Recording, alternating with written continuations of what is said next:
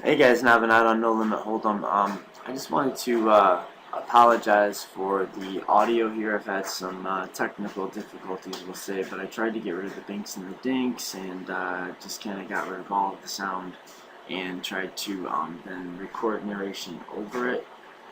But I didn't actually like it that way. I thought it was better with the narration going on during the play of the hands. I thought it was better. And also, I mean, like, I actually did go to the trouble of narrating while I was playing, and this is it's the first time I've been at NL50 in quite some time.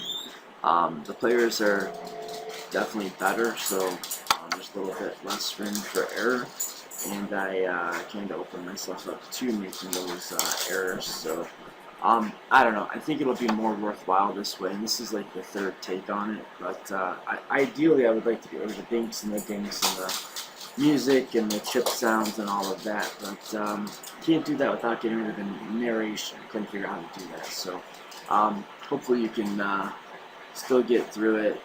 It's just I don't know, 15 or 16 minutes of actual play. So yeah, and I'm back into the mid stakes, so that's cool. And if you can't deal with all the loudness, just turn it down. There's stuff to read. There's hands that are taking place, and well, if nothing else, the price is right. So hopefully you can stomach it. Peace out, all. 5 suited, I can flat. He checks back. The ace probably hits him a lot better than it hits me once he checks the flop back. But now that he checks again, I feel like he's got some kind of a showdown value hit. But I mean, it could be 7s as easy as it could be 5s, right? Or it could be a different 6. Although maybe he bets 7s and 6s. I feel like I've got the best hand a lot. But maybe better to see if he'll bluff than to bet and maybe get raised off my hand. I think we win at showdown, but if we don't get to showdown, that's a big problem. I don't know if he's got that many second best hands that are going to call. I feel like he probably has more second best hands that will bet than the second best hands that will call, minus the times that I get raised and have to fold. Put the parentheses in the right spot, you know. King 5 suited, we're definitely going to take a flop. We're going to whiff pretty hard. And no reason to do anything cute.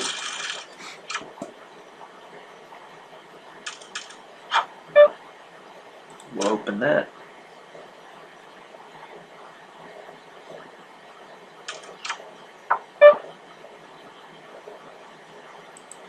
I think we can check this back. We may need to do some depolarized type things eventually. We start getting some hands to showdown. I don't see this guy doing a lot of bluffing.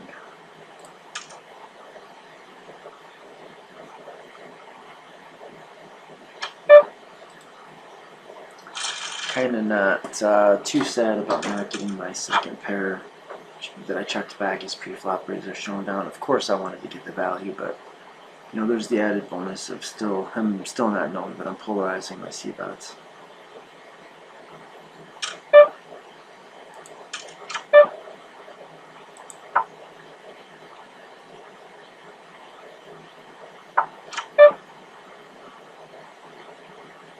It's a pretty bad turn. You know, it's probably working to my advantage though that so far I haven't had a lot of things in my normal game plan become decamouflaged, decloaked. Like often when he checks back the flop, I'm going to want to bet on the turn. But it just so happens that this isn't the kind of hand I wanted to do that with. I think we just go for a value bet. What the fuck he's going to call me with?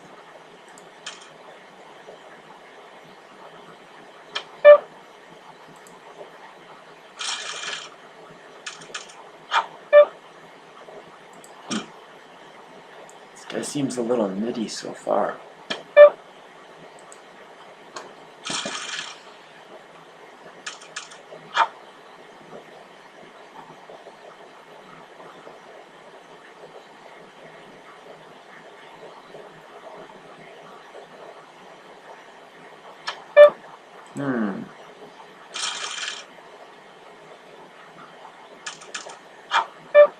I think we just start raising any 2 cards.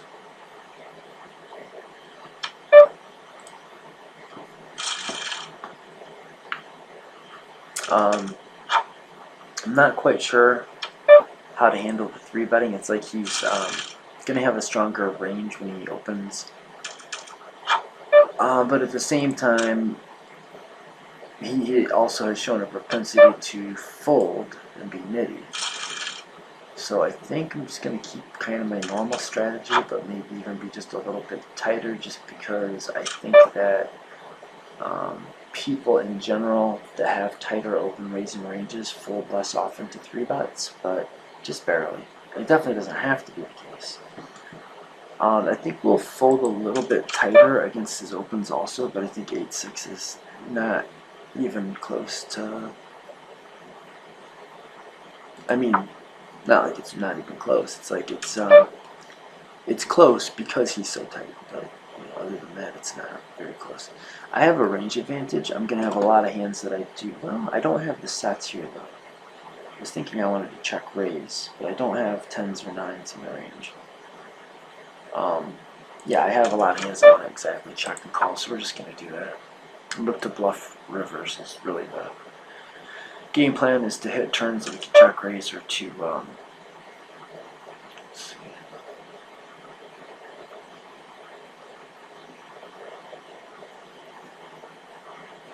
God, I hit the turn, but I think I still want to use this as a check and fold hand. Yeah, I was like really looking to float or turn some kind of a draw. But when I hit that pair, I don't think I want to hero call it against a tight gun.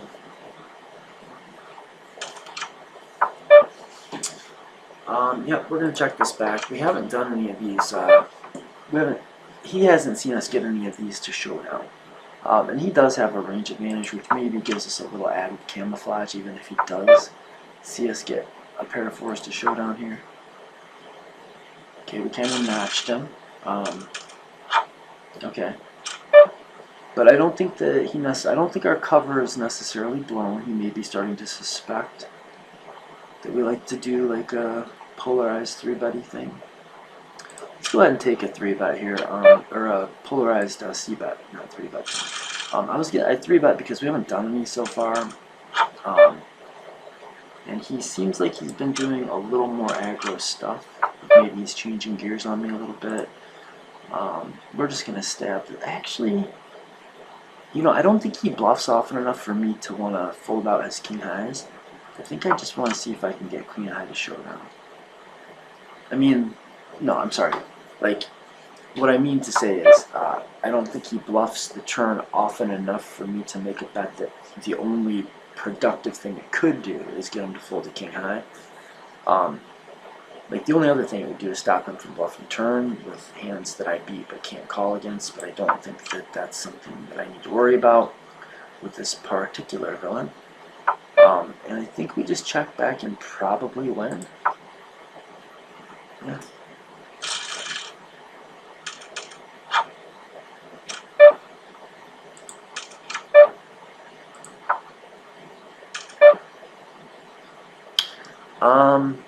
Kind of tempted to peel this. Yes, let's.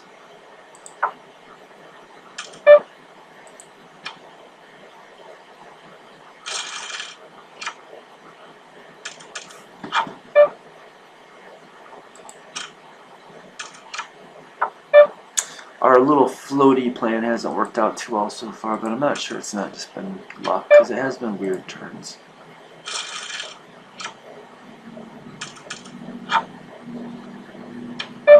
Not weird, but very specific situations. Not ready to give up on it quite yet. Okay, so we're going to open any 2 cards except 3-2 offsuit.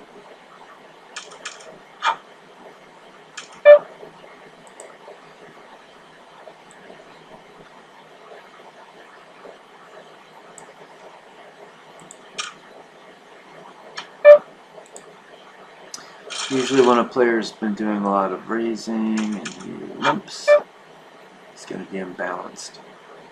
Planning on balancing eventually, but he won't be balanced this turn. I'm going to bet real small here.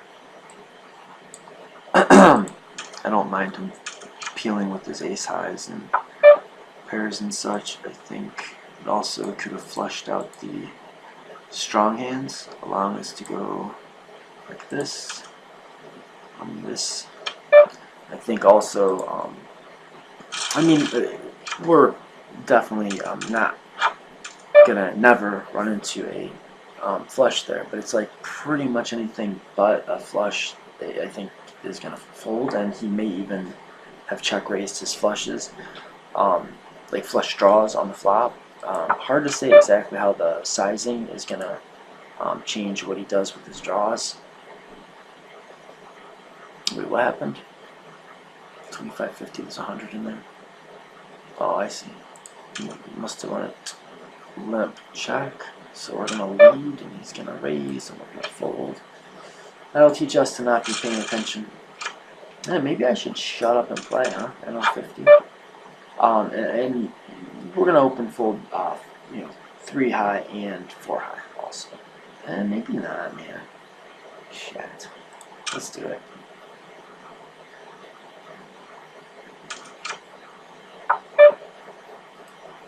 It's a flop that hits a lot of stuff, but we still have a range advantage and no showdown value, so if we're ever going to bet this one and done, good lord, that's a tempting card to bluff. I don't think I have enough showdown value with my 4s to win very often, but it does give me some possible outs, like, but they're all just possible outs. Like, they're gonna play very like a better my weak flush draw, my weak pairs that give me weak 2 pairs and weak trips would play pretty good as aggro, not so good as like bluff catchy stuff. But shit, man, what a weird situation. I mean, God, I hate to let him show down like a 9 here, and he's like always got a 9 here. That's literally my only bluff target. Maybe he folds a queen.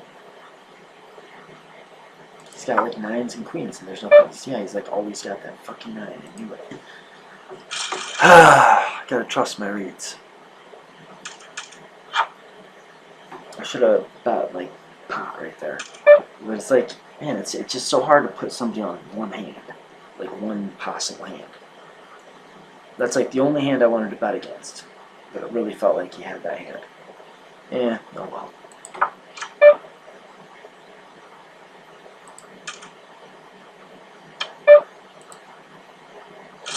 I think a lot of people see this happen and they think like that I'm donk betting, but I'm not donking because it went check pre-flop. Like he limped, I wrapped the table, it comes out rags. There's no reason for me to think he's gonna bet if I check. There's no like I'm not capped and him uncapped. I'm not like playing bluff catcher against his what happened? It's pretty sick. But I don't want you to raise 25 big blinds when I have queen 10. Yeah, like you don't have to feel like you have to check to the not raiser. Like when it goes limp or limp check, you can lead. You can lead the flop, and it's not donking. It doesn't require that special of a circumstance. Like it's not actually a good rule of thumb to think that you should normally check to the player in position in those spots. Good lord. It's a big price with a hand that's kind of pretty. He's been getting a little goofy with that 3-bet button.